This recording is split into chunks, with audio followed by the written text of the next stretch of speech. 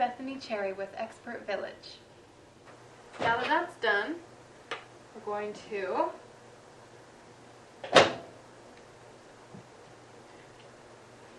add the butter and the vanilla. So we've got 1 stick of butter, and then we're going to add 2 teaspoons of vanilla.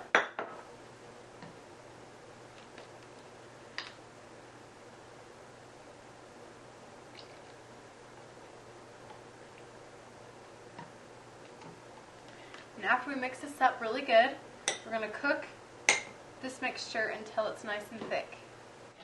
Right now, I'm just mixing the butter into the hot liquid and melting it.